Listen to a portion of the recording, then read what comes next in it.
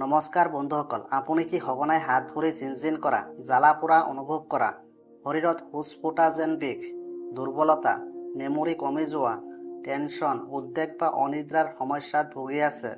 এই সমস্যাবোৰৰ আঁৰত বহু সময়ত লুকাই থাকে আমাৰ স্নায়ুতন্ত্ৰৰ বা নাৰ্ভ ছিষ্টেমৰ দুৰ্বলতা। আজিৰ ব্যস্ত জীৱনত লাখ লাখ মানুহে স্নায়ুৰ সমস্যাৰ বাবে কষ্ট পাই আছে।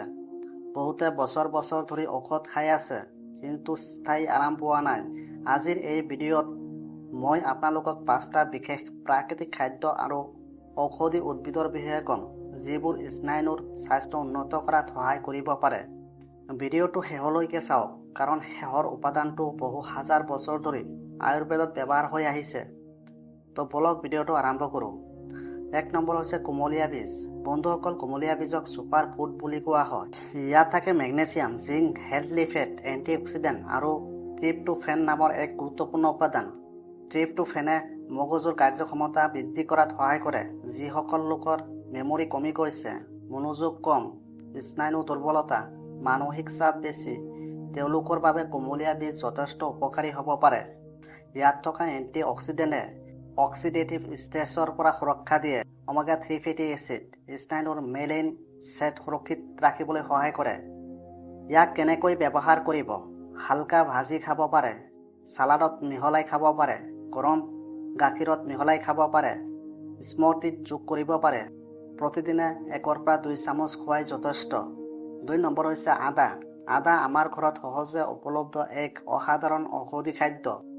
আদাত থাকে জেঞ্জুৰিল নামৰ শক্তিশালী উপাদান। এই জেঞ্জুৰিলে ইনফ্লেশ্যন কমায়, পেইন কমায়, এণ্টিঅক্সিডেণ্ট হিচাপে কাম কৰে। গৱেষণাত দেখা গৈছে যে আদাই মগজুৰ স্বাস্থ্য উন্নত কৰাত সহায় কৰিব পাৰে।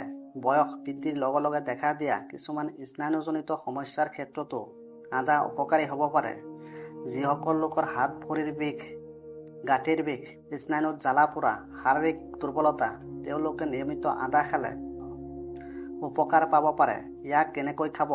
আদা চাহ বা কেঁচা আদা চালাডৰ সৈতে গৰম পানীত আদা উতলাই প্ৰতিদিনে সামান্য পৰিমাণে খাব পাৰে। 3 নম্বৰ হৈছে হালধীয়া। হালধীয়া হৈছে ভাৰতীয় ৰান্ধনীৰ এক অমূল্য সম্পদ। ইয়াৰ ভিতৰত থকা চাৰকুমিন নামৰ এক বিশেষ উপাদান, যে চাৰকুমিনৰ আছে এণ্টি ইনফ্লেমেটৰী গুণ, এণ্টি অক্সিডেণ্ট।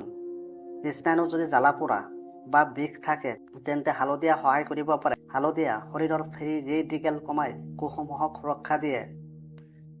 ইয়াৰ ফলত স্নায়ুৰ ওপৰত হোৱা ক্ষতি হ্ৰাস পায়। ইয়াক কেনেকৈ ব্যৱহাৰ কৰিব? ৰাতি শোৱাৰ আগতে এগিলাচ গৰম গাখীৰত আধা চামুচ হালধীয়া আৰু 1 চিমটি গোলমৰিচৰ গুড়ি মিহলাই খাব পাৰে। ইয়াক গল্ডেন মিল্ক বুলি কোৱা হয়। 4 নম্বৰ হৈছে তিচি বীজ। তিচি বীজ হৈছে ওমেগা 3 ফেটি এচিডৰ এক উৎকৃষ্ট উৎস। স্নায়ুৰ স্বাস্থ্যৰ বাবে ওমেগা 3 অত্যন্ত গুৰুত্বপূৰ্ণ। তিচি বীজত থাকে omega 3, vitamin A, fibre, antioxidant. এই উপাদানসমূহে স্নায়ুৰ কাৰ্যক্ষমতা উন্নত কৰাত সহায় কৰে। যিসকল লোকৰ হাত ভৰি জিনজিন কৰে, স্নায়ুত জ্বালা পোৰা, দুৰ্বলতা, মনোযোগ কমি যায়, তেওঁলোকৰ বাবে তিচি বীজ উপকাৰী হ'ব পাৰে। ইয়াক কেনেকৈ খাব লাগে? যে শুকানকৈ ভাজি গুড়ি কৰি গাখীৰৰ লগত মিহলাই চালাডত ছটিয়াই অন্যান্য বীজৰ সৈতে মিহলাই প্ৰতিদিনে 1 পৰা 2 চামুচ খাব লাগে। 5 নম্বৰ হৈছে অশ্বগন্ধা। অশ্বগন্ধা হৈছে আয়ুৰ্বেদৰ অন্যতম জনপ্ৰিয় ঔষধি উদ্ভিদ। হাজাৰ হাজাৰ বছৰ ধৰি ইয়াক ব্যৱহাৰ কৰা হৈছে। অশ্বগন্ধাই বিশেষ সহায় কৰিব পাৰে, যেনে শৰীৰত ষ্ট্ৰেছ কমোৱাত সহায় কৰে, যে এনএক্সিটি কমোৱাত সহায় কৰে, ভাল টোপনি আনিবলৈ, মানসিক শান্তি বৃদ্ধি কৰিবলৈ। যেতিয়া মানসিক চাপ বেছি হয়, তেতিয়া স্নায়ুতন্ত্ৰৰ ওপৰত নেতিবাচক প্ৰভাৱ পৰে। অশ্বগন্ধাই এই চাপ হ্ৰাস কৰাত সহায় কৰে। ইয়াক কেনেকৈ খাব? পাউডাৰ ৰূপত পাউডাৰ ৰূপত বনাই খাব পাৰে। গৰম পানীৰ সৈতে, গৰম গাখীৰৰ সৈতে, গৰম পানীৰ সৈতে। কিন্তু যিকোনো ছাপ্লিমেণ্ট আৰম্ভ কৰাৰ আগতে চিকিৎসকৰ পৰামৰ্শ লোৱাটো উচিত। বন্ধুসকল, আজিৰ ভিডিঅ'টোত আমি জানিলোঁ স্নায়ুৰ স্বাস্থ্যৰ বাবে 5টা উপকাৰী প্ৰাকৃতিক খাদ্য আৰু ঔষধি উদ্ভিদৰ বিষয়ে। কুমলীয়া বীজ, আদা, হালধীয়া, তিচি বীজ, অশ্বগন্ধা। মনত ৰাখিব, প্ৰাকৃতিক খাদ্য স্বাস্থ্যৰ বাবে উপকাৰী হ'ব পাৰে, কিন্তু কোনো গুৰুতৰ স্নায়ুজনিত সমস্যা থাকিলে চিকিৎসকৰ পৰামৰ্শ লোৱাটো অতি প্ৰয়োজনীয়।